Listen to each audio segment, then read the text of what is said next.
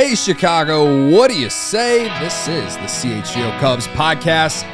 And the good news, folks, the good news is that the vibes are once again good. Cubs win 16-6. Corey Freedman, Corey_Cubs, Cody _CHGO. Hello. On Twitter or anywhere else. Ryan Herrera will join us from beautiful historic Wrigley Field eventually. No Luke Stuckmeyer tonight. He's on parent duty. That's why he's not here. And I feel bad for him because tonight the Chicago Cubs again pound the Reds. They stomped on their throats again. They were down 3-0 early in the game. And I was a little nervous, to be honest, because Cubs to sometimes see them put up double-digit runs and then the next day they don't score any. And, they worked Williamson out of this game, and the Reds bullpen is not only taxed but not good. Cubs took advantage of some bad defense. And all in all, it turned into a game you wouldn't have expected in the first couple innings. And Cubs are now 3 games back in the Central, 2.5 in the wild card, thanks to Milwaukee losing today.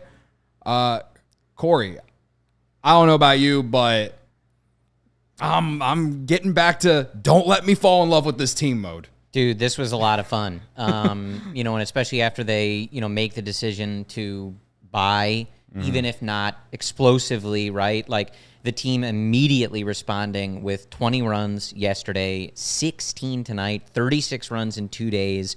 I think they said on the broadcast it was the first time since the 1800s that they scored 16 or more runs in back-to-back games.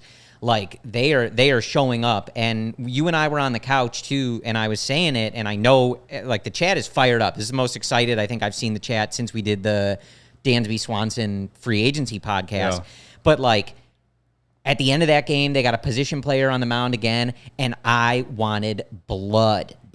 More runs, hit as many home runs. I don't care if they have the manager coming in and pitching for them. More runs, remind the Cincinnati Reds that, just because they came into this series in first place, this is not their division. Yeah. It's not their division. This is not their year. I don't care about their exciting young players.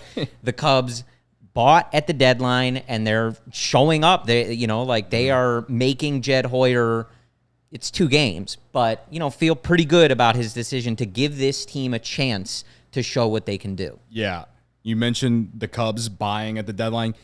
Jeimer Candelario, 8 for 9, first 2 games as a Cub, 4 for 4 tonight. Yep. Out of the 8-hole. I love what this Cubs lineup looks like now. We've complained about, some of the other players all season. Trey Mancini was a great dude, but wasn't performing. We've complained about where they're putting Seiya and Happ in the lineup. Finally, they move Ian Happ down a little bit. What happens? He hits 2 home runs tonight, right? Yeah. Seiya Suzuki, he hits a homer. I don't care that it's off a position player.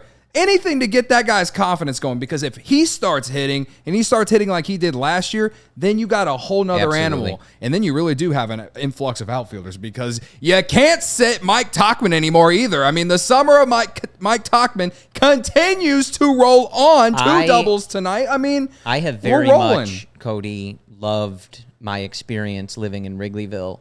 But if the Cubs go to the playoffs and Mike Tauchman lifts this team to a division title, maybe some playoff wins, I think I'm moving to Palatine. I don't have a choice. I have to support the Palatine community for Mike Tauchman. But there's 2 things in our live YouTube chat. If you're watching us live on YouTube, hop in the chat. Let us know what you're thinking. 2 things that I just love in this chat. One is so many people are wondering why the Cubs, the team that's over 500, is in Studio B here in the CHGO Sports Studio. Good question. You guys are right. We should right. A team, A studio. Not tonight, but we're going to make it work, right? Yep. The other is that Christopher Morel on the postgame, and I did see this on Twitter, said we're going to the playoffs. Hell yeah. Let's do it. Yeah, sure. Absolutely. One thing that I've noticed is we have already hit 139 likes. This is a record for us, for sure. Every show that I have done, we have already hit over 100 likes, and we have been doing the show for not even 10 minutes. At this rate, if we do not hit 500 likes by the end of the show, I will be disappointed. 1 million. And we did get a super chat already. Super chat? Again, like we'll say it throughout, but appreciate your guys' comments, support, the likes, before everything. we get to this super chat, I do want to just highlight this Christopher Morel quote. Like you said, Joel Nielsen in the chat said, "We're going to the playoffs." Christopher Morel said that in his post-game interview. And I want to highly encourage everyone in this chat right now to step up, man up, and go buy a Christopher Morel shirt here from our CHGO Sports locker. Go to chgolocker.com, and the Christopher Morel train is rolling along, and you got to get on board while we got these shirts available. Selling out, get on them. And I want to see at least 3 people in this chat tonight buy this damn shirt right now. Absolutely. This dude is raking right now. Well, and like on the subject of Morel too, like he, one of the at-bats later in the game was not his best, right? But the one that he hit to right center field, the double, such an impressive at-bat. It was 8 pitches. He made contact on the 7th pitch that I think was up and on the edge of the zone. And he's still a guy who strikes out at a high rate, but he is showing you at such a young age, like this is a young player, that he is able to make adjustments and still bring that slug and production and speed and athleticism. You want to see that K rate come down, but do you want him to sacrifice the power to do it? Things like that, I don't know. But he just, and I think, Brendan tweeted this earlier, like, he just looks like a player that is kind of unpredictable in that, like, you don't expect him to be able to continue to grow and do these things at this level. And he keeps doing it. He keeps coming through in these moments. And I think it was Jeremy Frank, random MLB stats on Twitter. I'll find it to make sure I get that handle right. But he said that he was only the 4th player, and I think the first since Ian Happ, to homer from every slot in the lineup, like 1 through 9. Yeah. And that's not necessarily surprising to me, considering where, like, the Cubs, I think one of our biggest, just kind of like, what are we doing with Morel a lot is there would be times where he's red hot and David Ross will put him in the 8-hole. And it's like, what are we doing? But he's been red hot of late. Well, and like he's in the 2-hole. He hit 11 homers in the minors this year. I mean, this guy is just having a monster season. Yeah. And yeah, it was Jeremy Frank at MLB Random Stats, and I believe he does data science for the Chicago Cubs now. It used to be one of the big kind of stat accounts, and now he works for the Cubs. Wow. 4th player ever to homer from every lineup spot in a season. Ian Happ did that in 2017. Just really, really ridiculous. Yeah. But the one thing, and we got to get to some super chats, but like the one thing that I really liked about this tonight, coming into the game, Seiya Suzuki was the only player in this lineup that had a WRC plus that was below league average, right? And for all the complaining, and I did plenty of it, right? And I feel justified in a lot of that. For all the talk we had about the lineup, who was hitting where, who was playing, who shouldn't be playing, you felt tonight, and last night too, this felt like a deep lineup, Cody. You traded for Candelario. He's hitting at the bottom of your order, going 4 for 4. Yeah. Right? Bellinger didn't do much of anything that we've talked about all season tonight. He had a RBI ground out, and I think he walked once, and he did get an infield hit. But, like, everyone who thought, Cody Bellinger is this offense, I mean, for certain stretches, yes, but... And he will continue for this stretch run... If this offense plays anything close to this, you're getting contributions out of Morel. You got Dansby Swanson hitting a home run again tonight. If Ian Happ starts showing a little bit more power like he did tonight, watch this team go, like, take off. Well, and, like, you see it with the lineup tonight, and so many people had this kind of critique and criticism. Obviously, if Happ starts slugging again, maybe you can change it, but he wasn't slugging. Seiya Suzuki has had such an up and down season, a pretty nice night here on Wednesday night, but the ability to move those guys down, right? And let Seiya just try to figure some of this out, but in a lower pressure spot in the lineup, not having Happ always need to be the guy that comes up and needs to slug because he's the one hitting in the first inning with runners on or things like that. You just see why it was such a point of discussion. And maybe different guys get hot. Maybe Christopher Morel isn't your 2-hitter for the whole year, but him and Cody Bellinger have been your best hitters, right? Yeah. Like in certain, the right-handedness, you want Tauchman at the top. Tonight you have Nico at the top. You have guys that get on, set the table, make contact, but you need to get your best hitters, the best at-bats, move the other guys down, and you saw that tonight. This was such a deep lineup tonight. Tauchman gets subbed in late in the game for Patrick Wisdom, and they move him and Bellinger around. Tauchman's hitting 9th. It's beautiful. It just feels so much longer and much more difficult. How many games did we come on in pregame or during the game, and you'd look at the lineup and go, hey, good luck with that 6 through 9, right? Yeah. Like they might get one hit in 20 at-bats. Tonight, you look at that, and it's a deep lineup. 1 through 9, you feel confident wherever they are in this lineup. And because you mentioned what are we going to do with the 6 through 9 in some of those games, it reminded me of Tucker Barnhart, which then reminded me, we haven't mentioned Yan Gomes yet. The guy continues to be red hot, and he continues to get big hits and big moments. I love watching Yan Gomes play, and that's been a thing all season, especially coming into a year. Everyone's pissed off that they didn't bring back Contreras, and sure, does he have the power of Wilson Contreras? Does he hit like Wilson Contreras for a full year? No, but he's been everything for them behind the plate, and he's gotten big hits when they've needed it. I can name off a handful of games. Tonight is one of them. He was a big part of the comeback, and you kind of get the feeling that he is kind of a leader in that clubhouse, and so I had to mention him. Back to Morel, I wanted to wait. I do want to go off that, and just like Yan Gomes is 36 years old. Yeah. 36 years old right now. He's putting up a 284, 325, 457 slash line, which is good for a 109 WRC plus.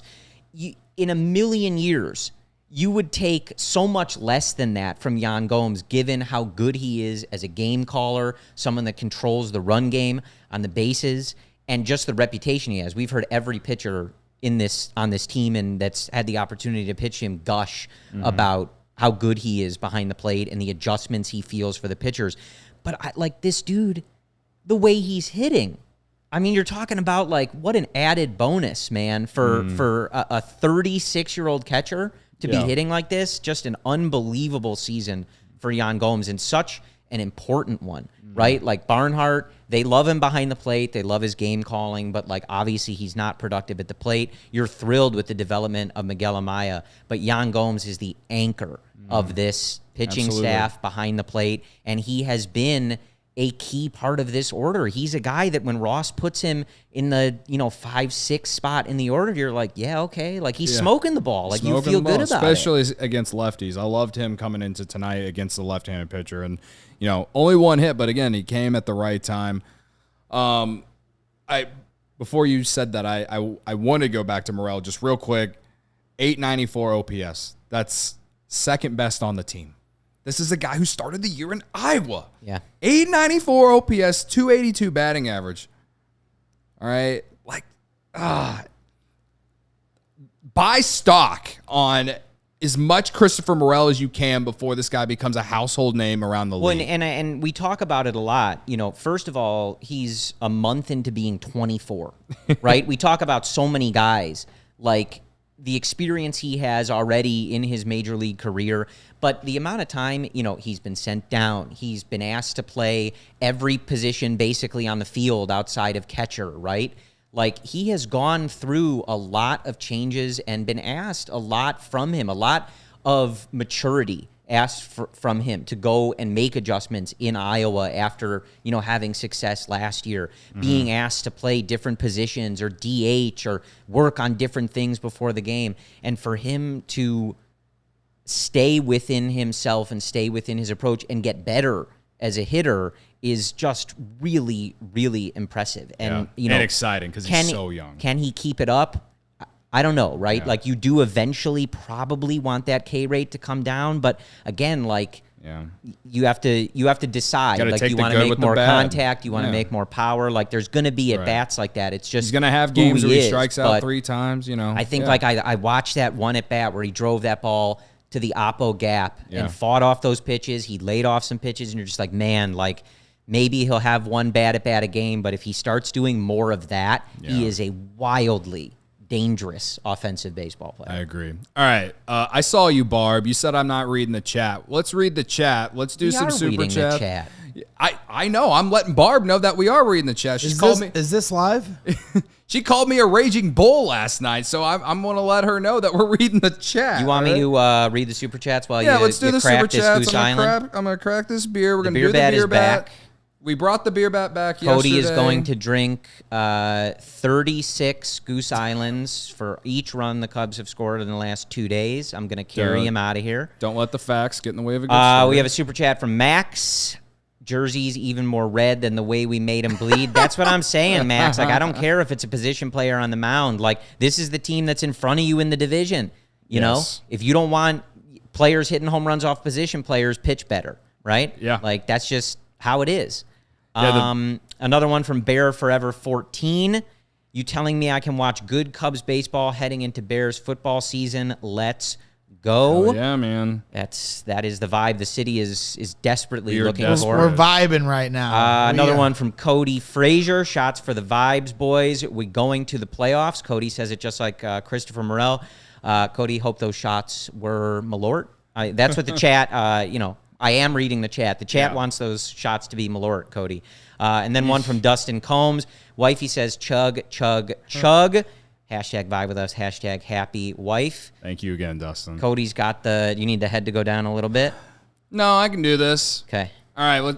The dedication. You guys love the dedication. Just to be clear, I don't think we have a clock in this studio. All right. Well, I can do it manually. We will need do Corey it manually. And even if we did have a clock in here and I messed, you know me, I'm liable to send us over into the sock stream or something. Let's not test fate here. I can't find it. Okay. Let's make a deal. All right. This dedication is brought to you by the best beer company in Chicago, but also this is for Christopher Morel, because Christopher Morel, we went into the year and we were just hopeful that he could cut down on the strikeouts and maybe just bounce back from those last 2 months of the year last year and just be something. Be a guy who brings some power. He has been that, and he has been more. All right. He's figured out how to be something in the field. He's great at second base, but obviously he ain't going to play there very often. He's been fine in the outfield after I screamed about it earlier in the year. Whatever. I'm not always right. But what he has been for this team, and yet another player developed within the organization, is something special. I'm saying it right now. This guy is going to be an all-star one day. He is like, when he came up, we were all like, oh, finally someone as exciting as Javi Baez. This guy, dare I say it, he could be better than Javi Baez long term. That's saying a lot, because he was second runner-up in MVP in 2018. But he's 24, and he has all the tools. He has a better plate approach than Javi Baez. He hits the ball to all fields and just has an unreal power. Unreal power, dude. Unreal power. So, and that said, you have to buy a Morel shirt now because I said all of that. Are we ready? All right, here we go. All right, so if you're listening on podcast version, obviously Cody is chugging a beer now. That's Goose Island, of course, Chicago's beer. Dedicated to Christopher Morel. It says we're going to the playoffs. So there you go. 15.5. I was a little slow on the button. 15.5. So we'll go with 14.5 because you were a little slow on the button. Slow. Yeah. I got thinking about Christopher Morel. Later, I do want to talk later in the show, of course, we'll talk about Drew Smyly and maybe what the Cubs do. Obviously, the news of Marcus Strowman hitting the IL earlier this afternoon. We can ask Ryan if he joins us from beautiful, historic Wrigley Field about some of that stuff. It's not the vibes, though. You know what I mean? The vibes are the offense. The vibes are what the offense has been doing these last couple games. And, look, it's going to be a real test for this team when the Atlanta Braves roll to town on Friday. You're getting Max Fried on Friday to start it off, and they are really, really good. Yeah. But, part of this season and this team is taking care of your own business, right? You are not in the Braves division. Right. If you happen to find a chance that you play the Braves in the playoffs, that sounds wonderful, right? Sign me up for that. Like, sure. But right now, the Cubs need to focus on winning their division and staying in that wild card race, both of those races at the same time. I would love to see that, but for now, win the series, take 3 or 4 against the Cincinnati Reds, and we'll deal with competing against the best team in baseball when we get there. Yeah. So do you guys want to hit? We have 4 more super chats in here. Okay. So we've had 8 super chats already so far, and we appreciate everybody's support. Absolutely. And once again, like we said, go ahead and hit up the CHGO locker. All this Christopher Morel talk. Get the Sweet Emotion shirt. It's right there in the locker on sale right now. Go ahead and hit that up. It's just a hype time to be a Cubs fan, so you got to get the threads. And if you buy them, then when the Cubs make the playoffs, Cody will buy you a beer at Murphy's, or I'll buy you a beer at Murphy's. Somebody go I'll buy get someone it. a beer. We'll buy somebody a beer. Go get a shirt. If you buy the shirt and then tweet at me like the receipt or something, I will definitely tweet be at buying you you a beer. a picture wearing the shirt. Yeah. Here's a good one that I'm seeing on Twitter from ESPN Stats and Info. If this doesn't make you want to run through a brick wall, the one right behind us, if you want. There's a lot of brick walls here. The Cubs scored 16 runs against the Reds on Wednesday after scoring 20 on Tuesday. This 36 runs over the last 2 games are their most in a 2-game span within a season since 1897. Chicago has scored 145 runs since the All-Star break, over 40 runs more than any team. Yeah. And look, a lot of it comes in some games, right? And I know some of the folks, when like you talk about the run differential, they're like, well, they pad the stats, like, whatever. So what? Who cares? Like, you got to score the runs, right? Like, and hopefully we're seeing some changes to the lineup. We're seeing some additions to the lineup. I like what David Ross is doing, kind of responding to what some of the players were commanding in the lineup, right? Moving guys down, moving guys up. Like, let's see what they continue to do. But as long as they score runs at some point, right? Yeah. Like, you show the ability to do it. So it's not the be-all, end-all, but you'd rather be the team that scored 40 more runs than anybody else in baseball than something else, right? I don't care if they're doing it all in 3 games or not. Yeah. No, it's the offense, again, like you said, got to take care of your own business. Yes, the schedule has been easy, but we've seen this team play good against good teams too. We saw them win 2 or 3 against the Rays. We saw them beat the Orioles in 2 or 3. We've seen them play well against the Yankees, which I know they're not playing like the Yankees of our lives, but they're still a decent team. Would be a good team in our division, that's for sure. Yeah, they've played well against good teams. You guys want Studio A now? We're done. Oh, thanks, Herb.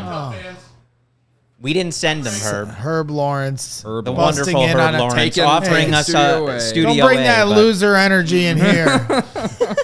We're live, so we can't move. Yeah, we're live, so we can't move. But, yeah, like, again, they've played well against good teams. And is this series against the Braves this weekend a big test? Absolutely. And I'm hoping that they are able to at least win 1, but there's reason to believe they can take 2, especially with Steele being one of the guys that they're going to throw. But not trying to move way ahead here. Yeah, and like, look, like the focus, too, like 100%, you need to win the game tomorrow. You need to win this series against the Reds. The vibes have not been better all year. Like, you're showing out on offense. You have to win, and you have to send the Reds packing, breathing down their neck. Right there in this division. Beautiful, historic Wrigley Field rocking like it has no letdown tomorrow. Jameson Tyon's going to get back out there, keep doing what he's been doing since the All-Star break. Keep it going. Because, Corey, we talked about it while the game was going on. I mean, to me, there is a lot of similarities to the 2015 team. We understand that roster ended up winning the Cubs World Series. We can only hope and pray this team can do the same thing, or this core. But at the same time, that 2015 team was reeling at the end of July. Yes. We talked a little bit about this on Twitter with my Chris Bryant walk-off home run video where I scream like a little girl in it. And no, I'm not embarrassed by that. I'm proud of that. It's one of the greatest moments I've ever watched. It's one of the greatest moments ever. I mean, a walk-off home run, Chris Bryant's first ever in his career, was an amazing moment. But this team, with that catch over the wall against the Cardinals, very reminiscent. And then also when it happened after that Chris Bryant home run. They swept the Giants in a 4-game series, a pivotal moment in that season that catapulted them into, making the playoffs on the back end of that season. This series feels very similar. Yes, they dropped the first one, but if they're able to finish the job tomorrow night, this is a statement series that demoralizes the Reds in a big way and could catapult this team into the playoffs. Absolutely. And, we talked about it too, like a lot of these guys were having good seasons and things like that before this, but you heard it from them about wanting to keep the group together. And of course they're going to say stuff like this. Like, we have the guys in this clubhouse to win, et cetera, et cetera.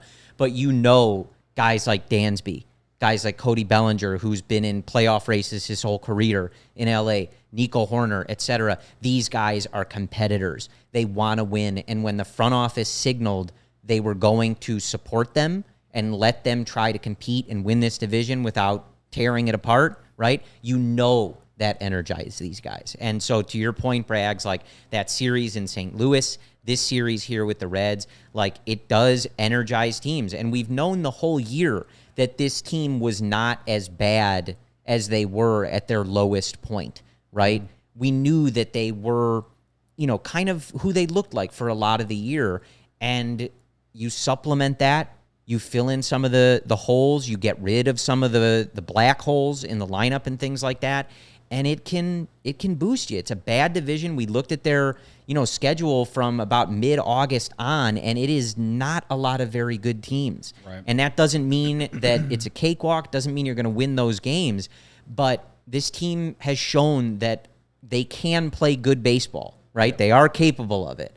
And this type of stuff can be a galvanizing type moment that really sort of sends them on a streak here. Before we take our first ad break, everybody's asking for a count. We have over 600 live viewers in our chat right now. Oh my God. And 290 likes. Hell we yeah, need to man. hit Let's 500 go. likes for How is the Luke night. Stuckmeyer not here for this, man? He deserves to be part of Take this. a nap, Luke. We got this. But it's all right. It's all right. No, that's I great. appreciate everyone for being in here. It's been a long freaking ride this season to go with last season when we first started CHGO Cubs. And this has to be the peak moment of CHGO Cubs. Like these last 2 days, like the team didn't sell. We're not going all in to win the World Series, but like vibes are back at beautiful historic Wrigley Field. And It's I think, exciting, man. You see it in the chat too, and there's a lot of new names that I'm seeing, for the first time in the live chat, but a lot of familiar names, right? And I think that's part of, what we've really tried to do since CHGO started is, build a community here. And like, there's a lot of names in this chat where early in the year we were sharing frustrations with so many of y'all, sharing the good moments, being excited about Dansby Swanson, freaking out about, some of the games that, that game they blew in Milwaukee or things like that. And so it's cool to see the chat, right now and see so many people that we've, kind of gone on that roller coaster ride. We all with. deserve to look, celebrate the good times. They're 2 over 500. They're not in the playoffs. So, like, it's a long journey to go, but it does feel like, as my idol Pat Hughes would say, feels like a turning point. Like this last week or so has felt like a turning point, not only just in this season, but I think for this organization. Like, let's open up this new window, right, and start this journey here. Absolutely, man. The only thing that could go better with this post-game show is if we had some wings from Hooters right here, because I'm freaking hungry and I can't wait to eat after this. Cody, Hooters is your spot to catch all the games this season. Step up to the plate for world-famous wings, delicious seafood, stacked sandwiches, salads, and more. Tons of great beer specials and $6 drinks all day, every day. I don't know how you can beat $6 drinks, Chicago Cubs on the TV, $6 delicious drinks wings. in the city is a I don't great know what deal. else you want. They got seafood specials, $19.83 for a pound of crab legs, and great prices on buffalo and steamed shrimp. You load it all up, $6 drinks. You watch the Cubs score 30 runs tomorrow against the Reds. Let's go for 30. 20, 16. We'll go back up. We'll go to 30. There you go.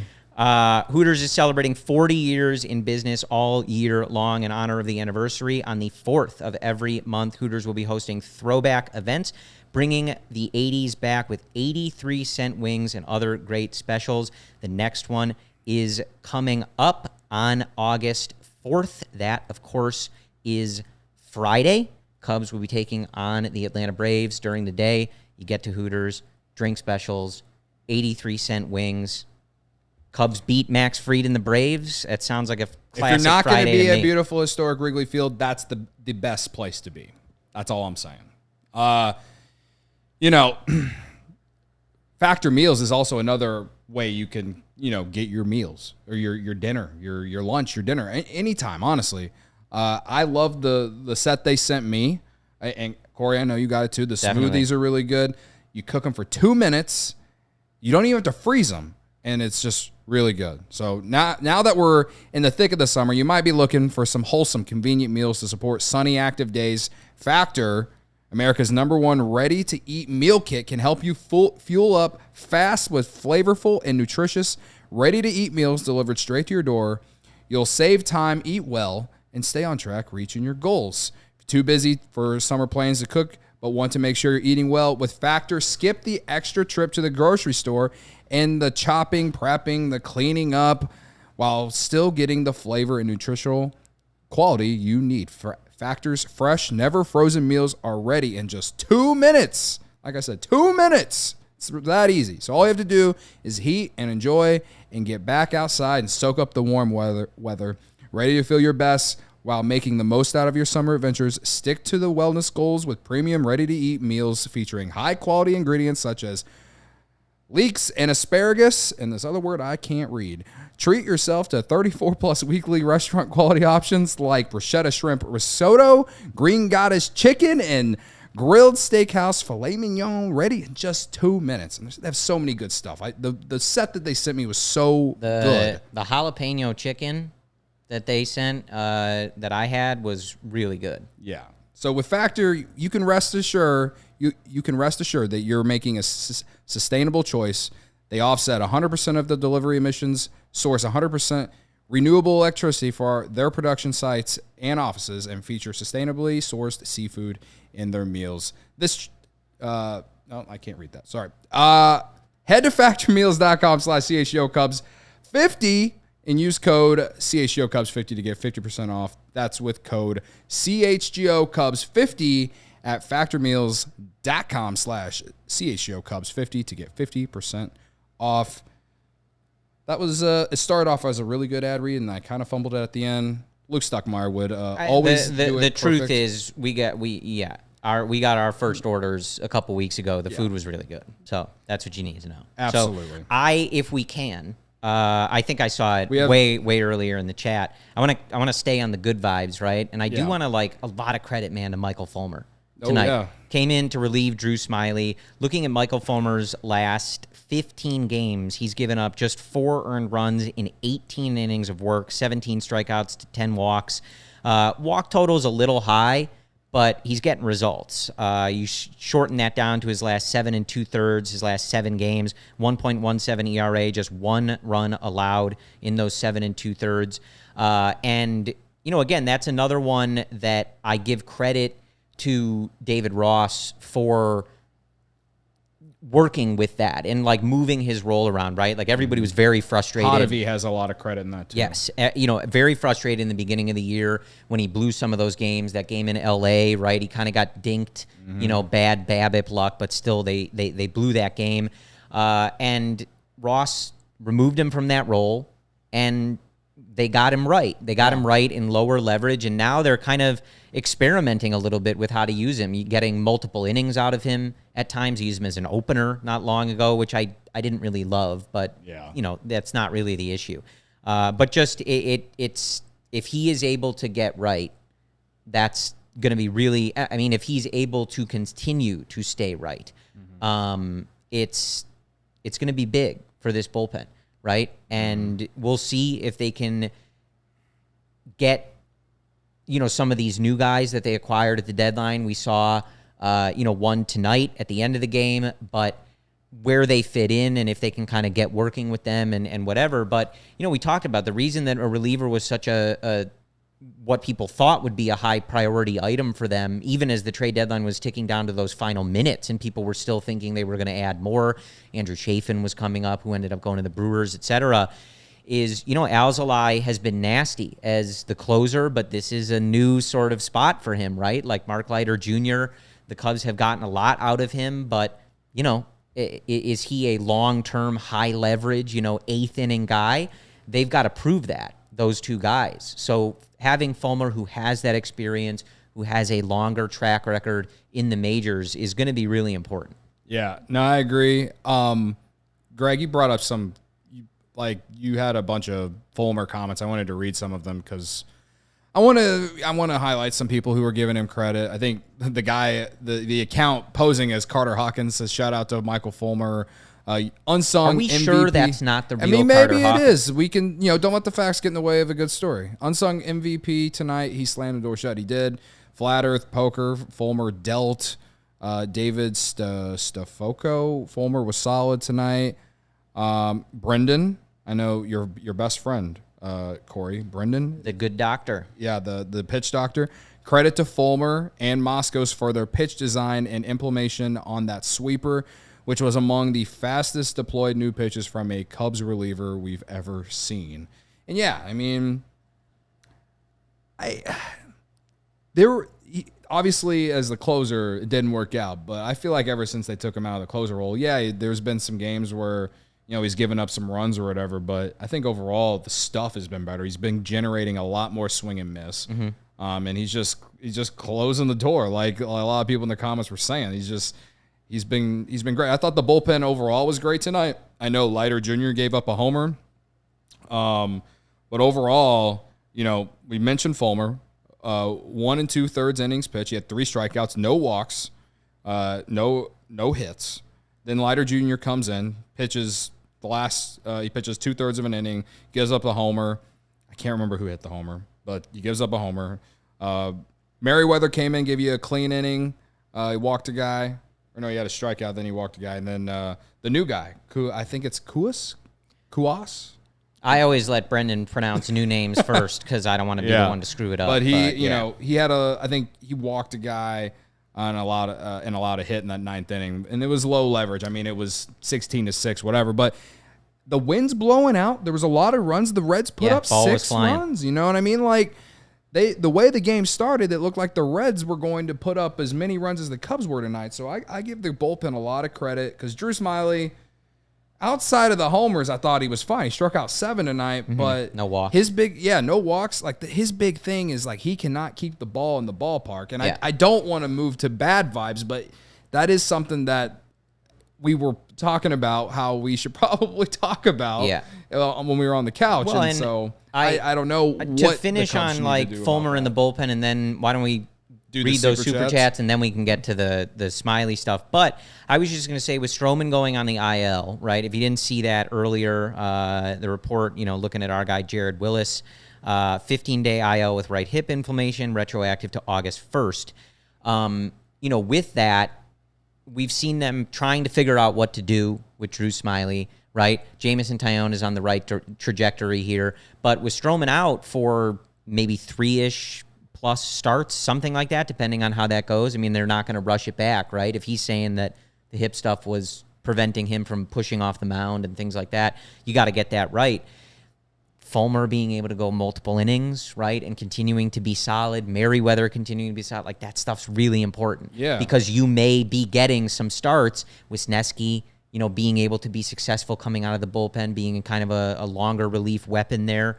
Like, it's important because you might have some short starts coming up, and David Ross might need to be pretty aggressive in some of these starts if you're covering them for Marcus Stroman. Hell, he needed to be aggressive the other day in Marcus Stroman's start. You know what I mean? So having guys that have settled down and figured out a role and have found ways to be successful in this bullpen is a big deal. It took a while, but they figured it out. All right, let's do the super chats. Baseball Junkie, $5. The Cubs have scored 36 runs over the last 2 games, their most in a 2-game span within a single season since 1897 when they were the Chicago Colts. There's the end of that. I did not know. We kind of mentioned that earlier. It was a lot of people forget now that we're going. I can do the bit. I can do the bit. Okay. From 2 centuries ago. Don't think I can't, Cody. 1897, when they were the Chicago Colts, they had yet, the Chicago Cubs, to win back-to-back World Series in 1907 and 1908. People actually forget that. People do actually forget that. It's not even really a bit. It's like people actually do forget that. That one they really forget. Fernando, our good friend, $1.99. I let the Sox CHGO know that they roll Studio B for them. Thumbs down emoji. Yeah. Shout out to you, Fernando. You're the man. I hope I'm saying your name right. Ramses? Ramses. I'm sorry. Ramses Rendon. $1.99. Vibes are great. Driving home from the game, listening. Hey, appreciate it, man. Hell yeah. I appreciate it. Dude, make sure you're still looking at the road. It kind of reminds me when I used to go to games, like as a kid, and we would drive home. Like there is nothing like that feeling after a Cubs win. You're driving on a like warm summertime Chicago night. There's little that beats that feeling. Those vibes are truly elite. Yeah. I can remember in the 1998 season driving home and calling in. One of my first times I ever called into a radio station to talk about Bill Miller. It had to have been 98. Maybe it was 2003. That's 2003. I don't know. 2003. He wasn't on the 98 team. All right. I forget. It's been a long long time ago, and I'm an old man now. So. That's okay. But yeah, I called in to talk about how much I loved Bill Miller. And I still do. Changes. $10 super chat. Changes. Breathe. I don't know what that emoji is. Lungs. It's lungs. Breathe. Lungs. One more game against the shit Cincinnati team. Love absolutely. it. Absolutely. The dick ballers. The dick ballers, as our good friend Dom Frederick would say. Dustin Combs again. $4.99. Happy wife. Is it Pote? I think that's a typo. I don't know. Beer chug? We'll go with that. Dangerous, whatever he's saying. Yeah, that's dangerous. I don't know what that is. But I did get an eye roll during the game when I looked at her and I asked, where were you during the summer of Mike Tauchman? There you go. Ask her again whenever the show's over, Dustin. Thank you. And then Lyman? Man, you are having a tough go of it tonight. I'm so bad with names. Having a tough go Met of it. Cody last night. Oh, it's this guy. Okay. Met Cody last night. You guys and your show rocks. I've been watching for about 8 to 9 months now, but rarely catch the live shows. 36 runs in 2 days. I met this guy across the street from Murphy's Bleachers last night. Shout out to you, first off, because you served. I'm pretty sure you told me you served. He was very drunk with his friends. I was trying to take a picture of the W flag at beautiful historic Wrigley Field just because I wanted one in my phone and to tweet for hashtag content. And, he just recognized me and told us that he watches and listens to the show. So shout out to you, man. I appreciate the support, and thank you for serving. I'm pretty sure you said that you served. So if you didn't serve, this is weird. But I'm just going to pretend that you served. Don't let the facts get in the way of a good story. Okay, all right, slow down, because someone brought it to our attention here in the chat, and I appreciate this chat is moving fast, ladies and gentlemen. 600 people in this chat, so it's moving fast. So I thoroughly appreciate the help in the chat. It takes a village. Gerard with a $36 super chat for the 36 runs in 2 days equals $36. Chug. Gerard's in here every day. He's still one of the Twitter most he's ever given us. I think on opening day he gave us like $162 because he was trying to manifest the undefeated season. I think that's what he did. Yes, thank you. Appreciate it, Gerard. You're the man. Again, appreciate everyone in the chat, in the watching right now. This is 375 likes. I mean, at the beginning, I was like, with the way things were going, I was like, maybe 500 is possible. So if we can get to 500 by the end of the show, that'd be sick.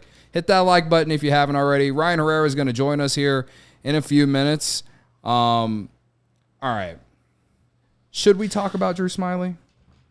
Yeah, and I mean, I'm curious, when Ryan gets on, we can ask him, if they heard anything from David Ross, just as how they're going to deal with the rotation. But Ben Brown, of course, hits the IL.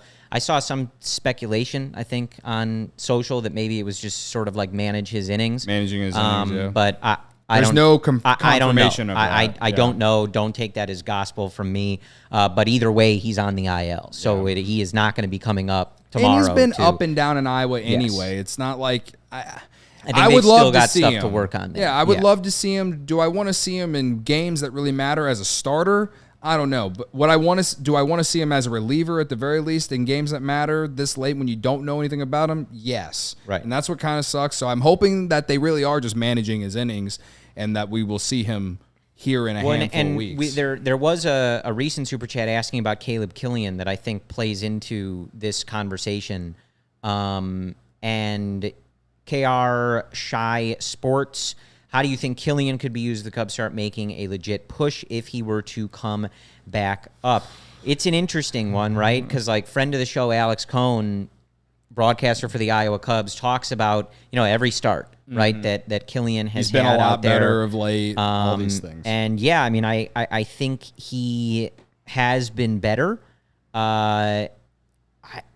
They might try it. I don't know. He's an interesting case just because the stuff he was doing so well, and that's part of his game, just sort of disappeared, right? When he came up for those few opportunities with the Cubs. The command just escaped him to an unusable degree, right? It was so many just non-competitive pitches. But he obviously is continuing to work and try to get back, and he's had Cubs a lot. clearly still have belief, because if they didn't, they would have already, they would have perhaps moved on or something. He's had a lot of nice starts. Yeah. Again, I think it's sort of similar, not exactly to Ben Brown, but it's like you see the stuff, but has it all come together to the point where if maybe there wasn't a need on the MLB team, would you be looking at this guy? And I think for both of them, the answer is no, right? Yeah. You're still trying to refine that stuff before you get to the point where you're like, hey, okay, now it's go time. Let's bring him up. I don't know. I'm not really sure how they're going to approach this. You and I talked. I would love to see Javier Assad get an opportunity. He just looked nasty the other night. He was obviously really good run in the World Baseball Classic. And I would just love to see some of these different guys get an opportunity to show what they can do and, take a big spot on the team when the team needs it. Yeah, no, I agree. I'm intrigued to see who they give an opportunity to. I don't know how many starts they want to see Jordan Wicks get in Iowa, but I mean, he's another name that, you didn't mention that I would like to see. I don't know what they plan to do. If they want to get aggressive, yeah, you know what I mean? Like, first let's go round for pick, it. 2021. They're clearly high on him. I'm intrigued. But as far as given the situation, given what we've seen, Javier Assad's the first one, or Hayden Wisniewski. The thing is they both just pitched the last 2 days. So once Strowman's start comes up, which would be Saturday, I believe, what would have been his scheduled start would be Saturday. I guess Wisniewski would be the one that could go. Well, that's going to be a tall order against that Braves. Against that Braves Assad lineup. Whoever gets it, it's going to be a tall order. It'll be a very tall order, but we'll see. Let's read a couple quick comments here, and then we'll do an ad break before we get to Ryan, who's at Wrigley Field. Excited to hear from him. But Rachel, all the way from London, saying, it's 5 a.m. I'm calling it a night. Go Cubs, go. Let's do it again tomorrow. Rachel, we know we always appreciate your support across the pond. Over 600 people watching the show, over 400 likes. Let's get to 500 likes here tonight, because Born to Run 99, Cubs are the first team to have 10 extra base hits and 5 home runs in consecutive games in MLB history, gentlemen. Wow. Well, I haven't seen that stat from an actual stat person. Oh, but no, hey, I always trust the chat. I trust kind the of chat. my thing. Don't let the facts get in the way of a good story. If the chat says it, it's true. I never. Born to Run 99 is a friend of the show. He is. Friend on Twitter. Yeah. We trust it. And then did we want to do the super chats, or should we do the ads? Well, up to you guys. It's your show. It's your party, baby. Let's do the ads. After this show, I'm going to need to eat something, and then I'm going to need to take my AG1 to jumpstart my day for tomorrow. Yes, and that, of course, our next partner is AG1, the daily foundational nutrition supplement that supports whole body health. I drink it every day, and I'll tell you, Cody, we were here in the studio so much when we started with AG1, and I heard Luke, Grandpa Stuckmeyer, at his old age, talk about that AG1 had made him feel, and I decided to give it a try after his rave reviews because I, too, wanted in on improving my gut health and boosting my energy with a single solution rather than taking so many supplements. I drink AG1 in the morning before my morning coffee, and it makes me feel ready to take on the day, and that I have taken care of all my nutritional bases before I even really get my day started. I love that AG1 replaced my vitamin and supplement routine in one easy, tasty drink, and I truly have noticed having more energy throughout the day since I started. AG1 is a quick and easy habit that delivers major results for your overall health every day. If a comprehensive solution is what you need from your supplement routine, then try AG1 and get a free 1-year supply of vitamin D and 5 free AG1 travel packs with your first purchase. Go to drinkag1.com/CHGO Cubs. That's drinkag1.com/CHGO Cubs. Check it out today. Good on you for going to find the actual ad read because I didn't put the whole thing in Notion. Good for you. Unlike Luke Stuckmeyer. I, like Luke Stuckmeyer, am a professional as I stumble over my words. That's okay. I'm still trying to be my best Luke Stuckmeyer. It'll be the same way when I'm at the CHGO Kickoff Classic August 25th because I'm really bad at golf. And listen, it's going to be a lot of fun. I can't wait to see everyone who comes out there. And but for me, I'm gonna be struggling because I'm not good. But if you come out August 25th, 9 a.m. at Cog Hill, 18 holes with a cart, you get an exclusive CHGO and Pins and Aces golf towel. And there's going to be contests, giveaways, prizes, lunch, drinks, ceremony after the round. If you're a diehard, I saw Gary in the chat saying everyone should become a diehard. He's correct. Only makes the experience with us even better. If you become a diehard, you get a discount on this golf outing. So, and as always, if you do all that, become a diehard, you get not only you get these podcasts and live shows every day with every team. And to go with the post-game shows, you get premium written content for members at allchgo.com, 20% off events. Of course, the dope merch, like what I'm wearing tonight, what my guy Braggs behind the camera is wearing. Correct. You can get a free shirt when you become a diehard. You become a diehard tonight. You can get the Morel shirt right here that we put up on the screen. Sweet emotion, baby. The guy's an emotional player. I love watching this guy run into second base, slide into second base, and fire the team up in the dugout after a big hit. Again, dope merch for all teams. Free shirt when you become a member. And then, of course, the Discord, which I'm so in and out of all the time just because it's always popping off. And I'm trying to do I feel like I'm trying to do 5 to 10 different things all the time. And it takes me, sometimes I miss out on everything that's going on in the Discord. So, but all the other diehards in the Discord, and it's a great time to be able to talk with other Cubs fans, or if you're a Bears fan, or whatever team you like in the city outside of the Cubs, you could be in all those different channels and talk Chicago sports. What else would you rather do?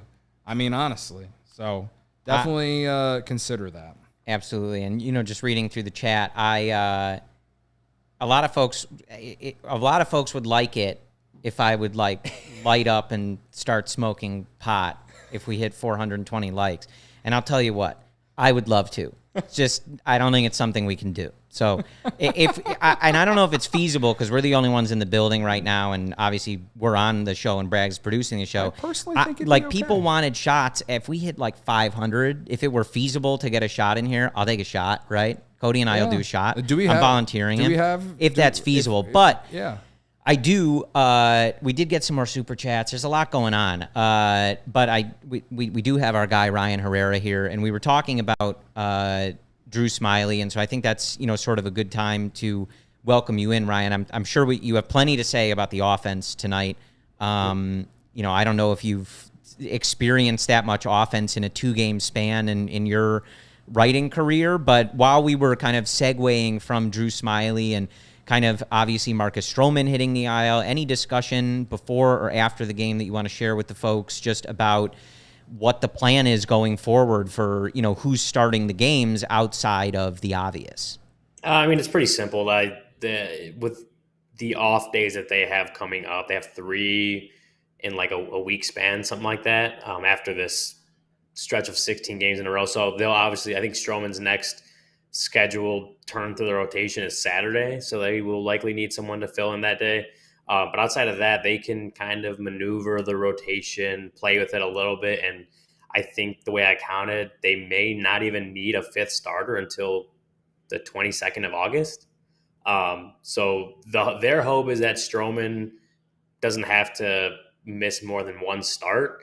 Okay. The way the math, the way the rotation and the schedule line up, like that may be accurate. He's eligible to come off on June 16th, and if he's that would be his 15th day off the IL, or the 15th is his 15th day on the IL, so he could come off the 16th.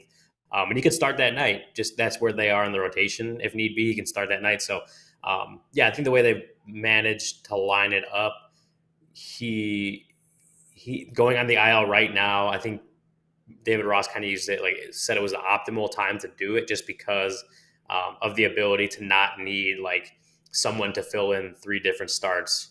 They'll be able to what looks like get away with. He'll have a fill-in starter Saturday. Hayden Wesneski's probably my gut pick to get that start. But after that, like they can probably ride out the 4 other guys in the rotation until Strowman's ready to come back.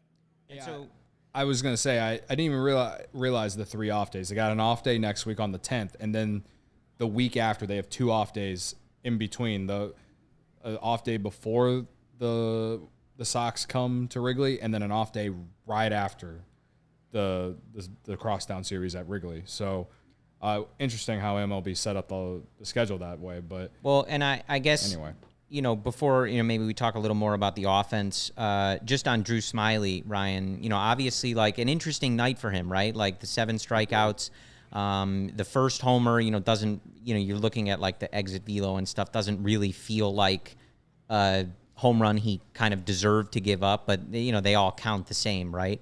But it's obviously been a rougher stretch for Drew. They experimented with, an opener and have kind of moved him around. Any kind of is he back out there next turn in the rotation? Like, what's the vibe with how they're going with Drew Smyly? Yeah, I think, my gut is that he's back out there to start. I think, and you actually pointed it out at some point in the last week or two about Smyly against lefties this year. Has not been as good as he's been in his career before. And he actually talked about that today, that like lefties have been some of the struggles that he's gone through. Is some of that has to do with lefties hitting him better this season. So it's kind of like, yes, I expect him to be back out there for his next turn through the rotation. I expect him to start until Ross tells us otherwise. But you look at it with Hayden Wesneski, like they were able to, like, it was very obvious where his struggles lasted. And, he went down to Iowa and did all that. Now he's back up and potentially for the long haul, we'll kind of see where that goes. But like with Drew Smyly, it feels like they know what he needs to get better. And it's not like it's just struggles are all over the place. Like I think Spencer Steer hit like a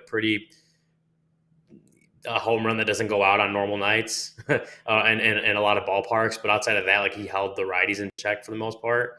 And so it has been like lefties hitting him a lot better than what they have in the past. So I think they've kind of identified that as like, he just got to be better in that sense. I don't know exactly what goes into improving in that sense, whether it's different pitch mixes, whether it's, pitch shape. That's obviously something that I would like to discuss with the pitching coaches and how they kind of go their plan of attack for that. But it feels like Drew knows what is kind of what the issues are. He's trying, in between starts, working on stuff to improve, has not had the results yet. And as a veteran, he understands it's a results-based business, and that's at the end of the day all that anyone cares about. The Cubs putting up 16 runs in support obviously helps him out in that, but he knows he's got to be better. And I think it feels like he's identified just kind of what is going wrong, and he's just going to keep on working to improve in that, because we've seen a better Drew Smyly. Obviously, we saw it this year. We know he could be better, and I think that's obviously his goal is to get back to what he was doing earlier in the season. Well, and lucky for him, right? He won't. I don't know if it'll help, but he won't have to face Joey Votto the next time he takes the mound. So maybe that's 2 homers off the board. Yeah. Right. Didn't even mention Joey Votto. The only Cubs killer that I've ever actually liked. He's a great hitter. Going to be in the Hall of Fame one day. Good Canadian. Yeah. Shout out. Ryan, shout out to them. I'm curious, like, switching to the offense, we saw some movement in that lineup tonight. Did David Ross talk at all in pre or post just about, kind of moving some of those guys, moving Seiya down in the order, moving Happ down in the order, getting Morel and Bellinger, up in the order, just some of the stuff he's doing in this lineup? Yeah, I think, you mentioned Seiya, and he got the off day yesterday, and lower in the order today. What was he, 7th, I want to say, looking at my scorebook, 7th in the order. I think part of that is just, Russ stated the obvious, like he wants his best hitters to get the most at bats. Like that was kind of something that was posed to him. He's like, in a simple word, like, yes, you want your best hitters to get the most at bats in a game. For Seiya specifically, I don't like it. I think maybe it factored in a little bit as far as like you got a bunch of guys that are hot right now. Seiya is struggling, maybe putting him more down in the order and letting those guys at the top of the order produce. Let's say I can maybe come up in a spot where there's guys on base and get a little bit of a confidence boost in a high leverage situation. Like maybe that all factors in, but it's one of those things where, he talked about it today. Jed talked about it yesterday. Like they're not worried about Seiya Suzuki. They believe, Corey, you believe you're the biggest believer I know in Seiya Suzuki. Yeah. So I think they still trust that like Seiya is going to keep making the adjustments and work his way out of the slump. I think, the home run off a catcher, whatever, but like that could be a confidence boost in itself, right? Like it just getting a hold of one. I think he had another pretty big knock in the 6th inning, something like that. So maybe today down in the order, a little bit of a breather, less pressure. Maybe that serves as a little bit of a confidence boost for him. We'll see where that goes. But I think for him specifically, we'll see where the lineup construction and where he fits into that is moving forward. But just like I said, getting the guys producing, the guys that are hot, higher in the order, and obviously they come through. Here's my one question, and I want your full on opinion on just all things aside, Ryan. The last 2 nights, comparatively, how did the last 2 nights, the vibe at beautiful historic Wrigley Field, how have they felt comparably to the rest, all the other games you've been to this year? The one I look back on earlier in the year was the comeback against, I think it was the Mariners, the Velasquez grand slam. Like that was obviously very loud. But like the last 2 nights, I think it has a different feel because of the implications of these games, right? Like that actually has a big game feel. This late in August, after 2 years, where by the latest the trade deadline, the season was over, right? The last 2 years. This year they're playing meaningful big game baseball. They're tacking on runs. They're getting the opposing the Red starters out of there early, hitting their bullpen, getting a catcher to pitch. I think back-to-back nights, if I'm not mistaken, Maley pitched. They're getting big hit after big hit, home runs. I think just winning does that to the Wrigley Field crowd. We know that the crowd shows up on most nights.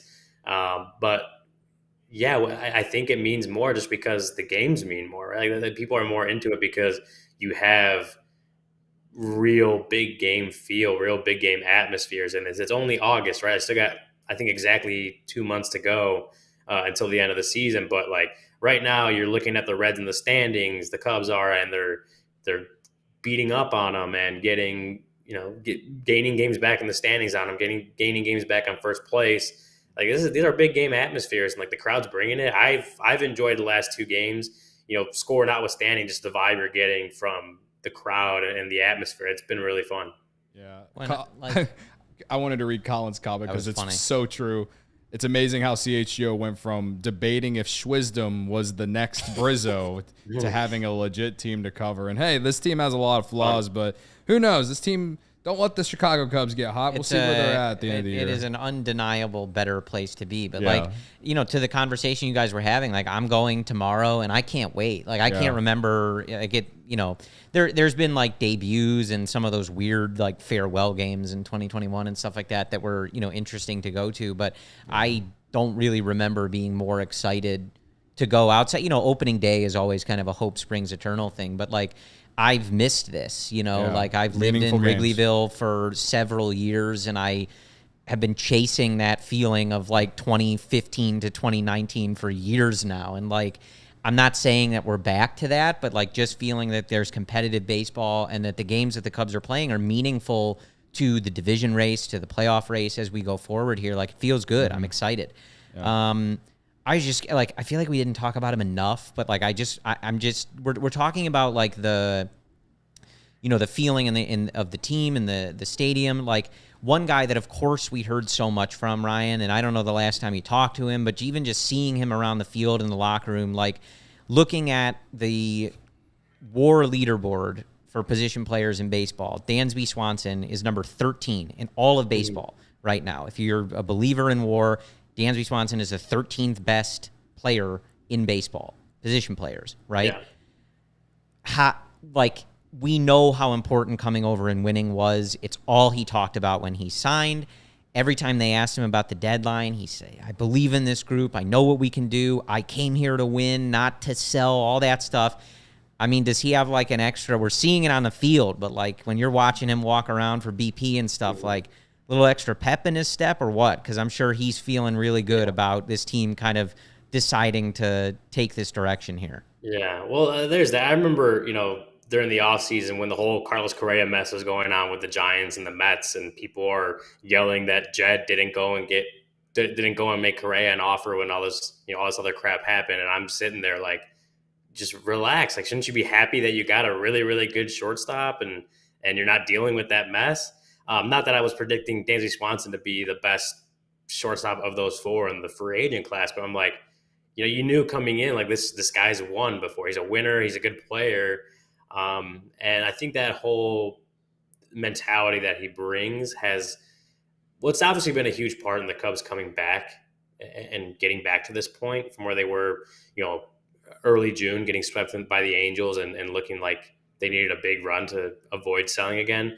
He's been a big part of that. He came off the injured list and he's really not missed a beat. That stint didn't he came out and I think he hit a home run his first game back.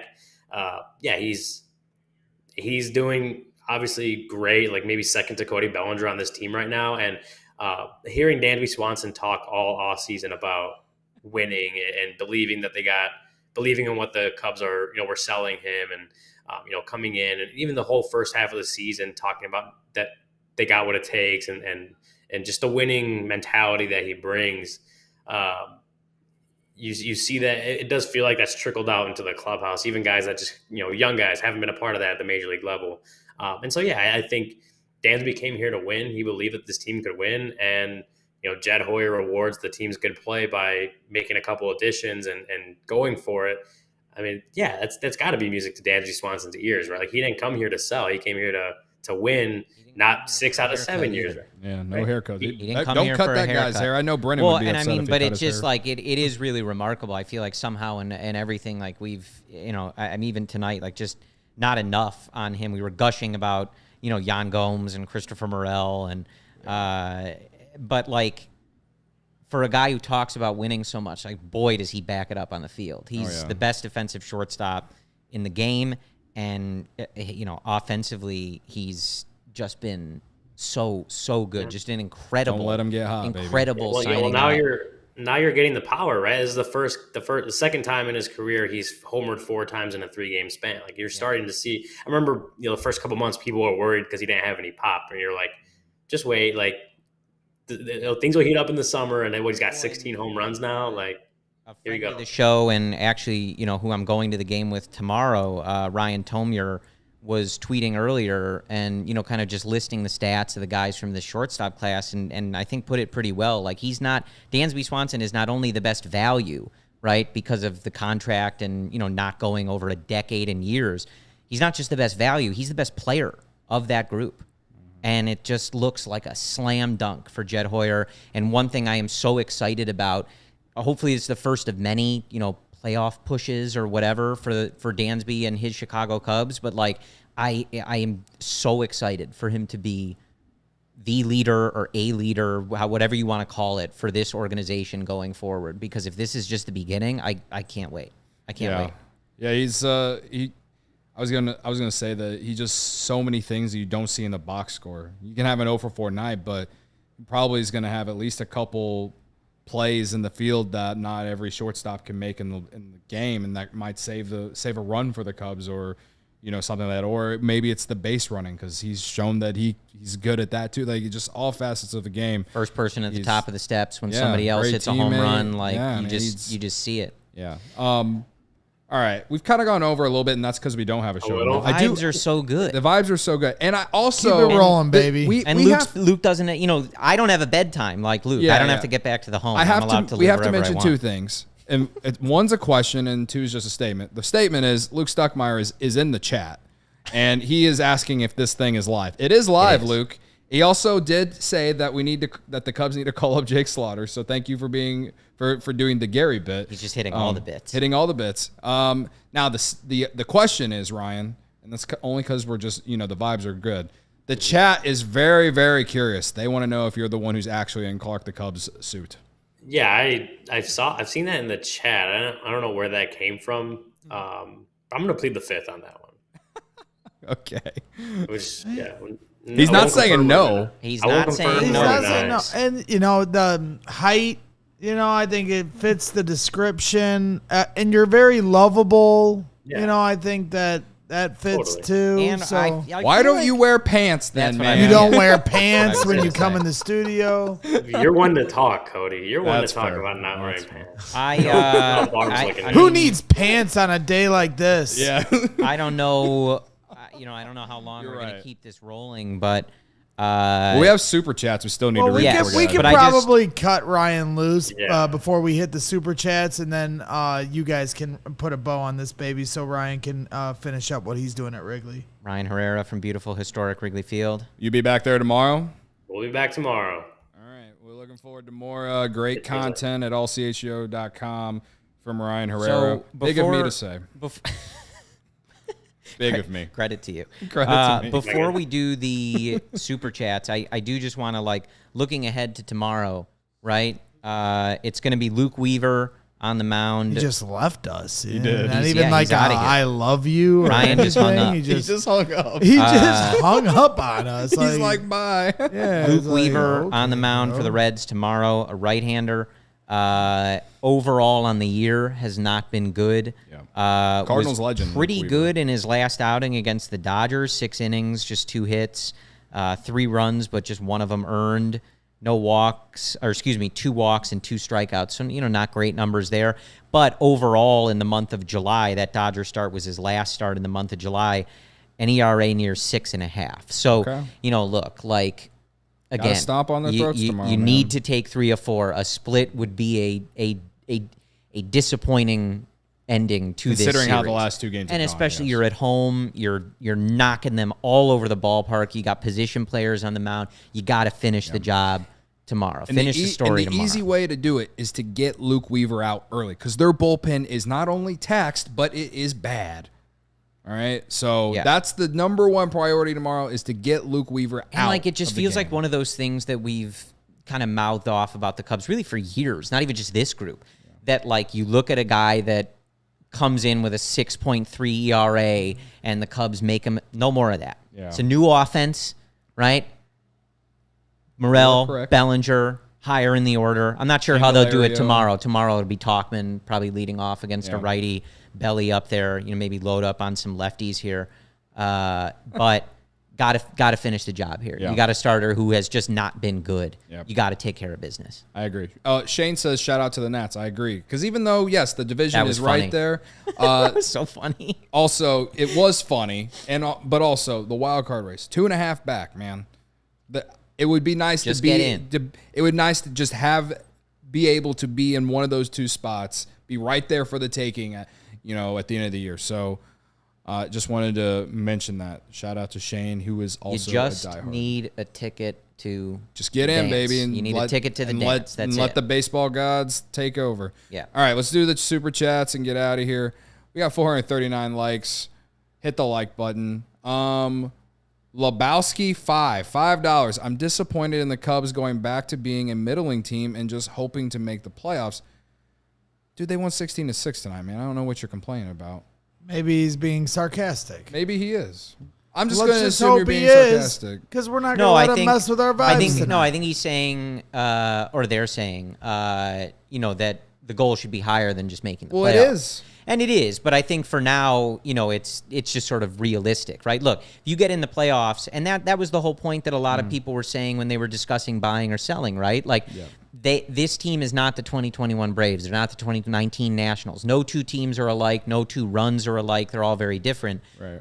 But, we've seen teams in similar positions at the deadline or around the All-Star break make runs, and that's what we wanted this team to have a chance to do. So, yes, as an organization, right, our aspirations should be higher, but we did way too many preseason shows complaining about the roster and all this other stuff. So, been there, done that. This is just where they're at now, and the first goal is making the playoffs, right? Yeah. If this team is able to go on a run and win this division or get in the playoffs, the goal is always to win championships. That's all that matters, right? Nobody's happy just making the playoffs, but step by step, realistic goals, right? Like last year too, I think it was, Whatever, don't use the brick the by point brick. about Schwisdom, right? Like last year, our goal as a company was not losing 100 games, We right? celebrated. So, baby steps, right? We celebrated one, not losing one 100 thing at a games time. last year. Yeah. Brick by brick was right Exactly, there, yeah. and you said step by step. I'm not stealing. I'm not I don't. mad. I'm just not stealing. I'm disappointed. not stealing your bit, Bragg.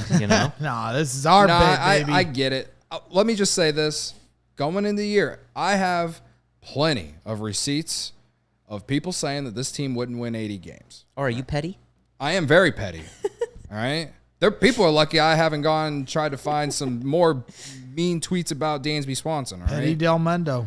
They call him. So just think about that. This team, again, still 2 months ago, but they're playing well right now. They've won 10 of 13, I want to say it is. And vibes are good. Got a chance to win 3 or 4 tomorrow. You got the Braves coming into town for a big test, and this team's played good against good teams this year. We have at least got to a point where games matter. And you know what? It is, I'll steal it from you, Braggs, brick by brick. Yep. All right.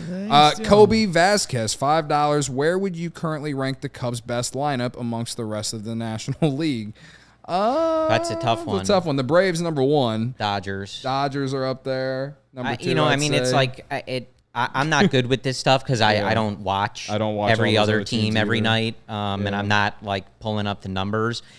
On their best night, right? Like they On a can day like they the can last 2 compete. days. You're gonna see it, and you watch this Braves lineup. They're loaded. I mean, they are dangerous. Ronald Acuna is out of control. The addition of Matt Olson, I feel like people don't give them credit enough for Especially the after losing out on decision Freeman. to move on from Freeman and then bringing in a guy who's just been so good in Matt Olson. So I don't think that they stack up with the best lineups in the league. But when they're hot, when they're playing as an offense like they were built to, right? Which is to have a lot of high contact guys supported by some big slug guys. Now that you've made some additions, they can compete with good teams. But they are not in that upper echelon. Where do you guys elite rank offenses. the Cubs lineup with Shohei Ohtani? Don't let me talk myself into thinking they would be the best in all of baseball. Well, we'll be talking about that after a playoff run this Manifest offseason. it. And final Super Chat Baseball Junkie, Christopher Morel, manifesting postseason baseball on the north side. You guys need to do an offseason show. I'll be so lost in the winter around 10 we p.m. do. Well, we do guess off-season what? podcasts Great Baseball all year, Junkie. man. All year. We do them 5 days a week in the off season too, man. I mean, and I've been doing off-season shows for 7 years now, so we never stop talking about the Chicago Cubs, for right. better or for worse. That's what we do here for all what the we do, new man. viewers here tuning in. Yeah, we if you're do new, shows of every single team 5 days a week, all season long, off season, in season, post games. This is what we're all about here at CHGO. Well, and just to put, like, if they're curious, just a quick number to that question about the offense. And, of course, the Cubs' offense has changed pretty drastically since April when Eric Hosmer was starting and things like that, right? Like, right now, if you're looking at WRC+, the Cubs have the 9th best offense in baseball at 105, so 5% above the overall league average offense. Teams like the Braves, Texas, Tampa, closer to 120. Right. So again, it's a different roster. What we see going forward might be completely different. And of course, if you look at the numbers since the All-Star break, it's going to be buoyed by the fact that the Reds have given up 1,000 runs to the Cubs in the last 2 days. So, but that's like generally where they stack up. They're above league average. They're above the middle of the pack, but they are not near that, absolute top. In of the National League, I would say with the lineup they have now, and we still have to see it play out for the last 2 months. I would say with the lineup they have now, as far as the National League, I would put it in the top 10, probably more so towards 8, 9, or 10. Just based off me throwing out a number. You know what I mean? But listen, so if like Ian in the Happ middle, is slugging again, it changes the conversation. Yeah, but, for sure. Well, And they've also, been hitting look- homers the last 2 days, man. Yeah. So, I mean, we'll see. It's hard to tell. It's 2 days against the Reds. That the one thing that's been against them all season is the pitching, right? So, Yeah. I think against the Braves will be a really good test. So we'll see. It's a big one for Jamison Tyone tomorrow. Yeah. So let's see him continue this good run that he's on. James had me. I literally just belted out laughing. James Ward in the chat. Hate the studio. Can't see Cody's show legs. What are we even doing? Come on, guys. It's getting that late in the night. We're an where hour we're and getting 20 minutes in. Yes. I was okay with letting it go over because we don't have a show tomorrow. So Hell no. And when you got 500 people in the chat, yeah, we're having the historical kind of offense we've had the last 2 nights, we'll go over for the good people hanging out almost all the way till midnight, 500 Absolutely. strong. Didn't mean to cut you off. What were you saying? I'm sorry. I just saw a comment from someone saying that he lives for Brendan's Pitch Lab content after a Bears loss in December, and I've lived that day so many times. It's like I know it well. We're going to be talking. Brendan's going to be digging in, as Braggs would say, to Shohei Ohtani's pitching metrics after Justin Fields leads the Bears to a W. Right? Yeah. That's what we're manifesting. That's where we're manifesting. Playoffs first, Ohtani second.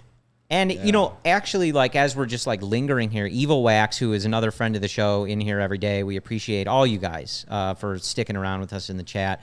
Could them making a run be what lures Ohtani? I think money's going to talk, right? There's only going to be a few teams that are going to make an offer to Shohei Ohtani that is really going to have him interested, but he's going to want to win. And I do think, if nothing else, right, it is important for the organization to be seen as one that is trying to compete, Yes. that is trying to win. And it's important for these players. As we were talking about, like, Justin Steele has not pitched in meaningful games in his career, right? Like, Nico Horner came up in 2019, like, et cetera, but, like, there's guys on this team that have not played in big-time, serious moments. And it's important to their development. It's important to the organization that they get back to that stature. Again, when we're talking Ohtani, he's going to get a Brinks truck full of money. Oh, yeah. The biggest Brinks truck we've seen in baseball. So you're either in that conversation or you're not. And I don't think it's going to come down to, like, oh, well, they made the playoffs last year, right? Like, But it helps. But it does help. It helps everybody's perception of the organization, and it helps all these players develop. You want them developing under the highest pressure, Absolutely. right? Yeah. It's important. So, Okay. We should have done Who You Got with Ryan, but let's do Who You Got real quick. What did James Ward say? Hate it. The studio makes Luke looks like he's 5'2". I know he's not here, but I can't stop visualizing it. Thank you, James Ward. All right, who you got? Is Luke? He's definitely shorter than me, or maybe he is the same know. height. I don't know.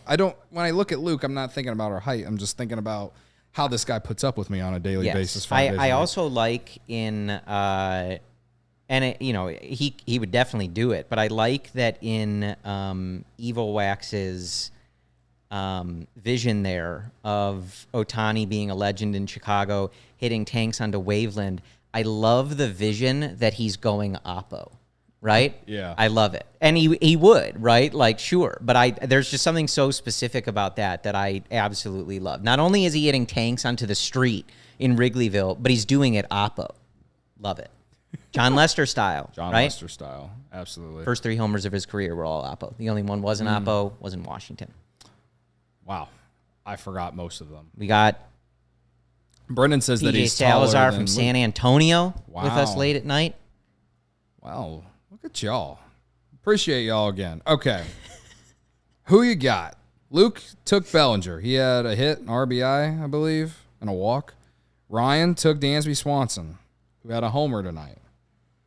You took Morel, You bet I did. who obviously had a great game. I took Ian Happ because of the bit, and Brendan took Nico. My guy hit 2 homers. One of them was off a position player. Fair. No, I think this is you. Morel was 2 for 5. He did have a towering home run, 435 feet. I think it hit the video board or went under the video board. I couldn't really tell. But Ian Happ, 2 for 4, 2 ribbies, a walk, scored 3 runs. Feels like Ian Happ. Big of me. I'm a man of integrity. Credit to you for giving us to The me. Cubs are winning. They're 2 games over. We're trying to win a division here. You know what's not good for the vibes? Divisiveness on the Who You Got panel. You're right. And I'm a Stucky Nation diehard, but I feel like, Stucky, Ryan, it's a little more divisive. I'm going to be the bigger man here.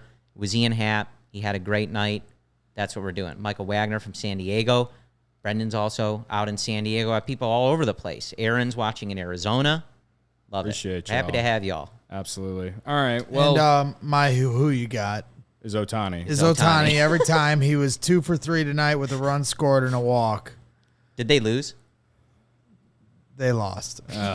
So I love that bit so much. I love it too. All right. Well, before we get out of here, I got to tell you guys about Pens and Aces. It's the official golf apparel partner of ALLCITY and CHGO. We love our Pens and Aces gear and get tons of compliments on and off the course. They're a family-owned golf and apparel business. They make amazing polos, hats, golf bags, and even our favorite beer sleeve, an innovative product that allows you to store 7 beers right inside your golf bag and keep the drinks cold the entire round. The CHGO Blackhawks guys told us you can put 4 beefs in it. So, they'll keep it warm. So, whatever floats your boat. Check out pensandaces.com. Use code CHGO to receive 15% off your first order and get free shipping. That's pensandaces.com. All right. Again, I can't stress this enough. Thank you to everyone Appreciate in tonight's y'all. show.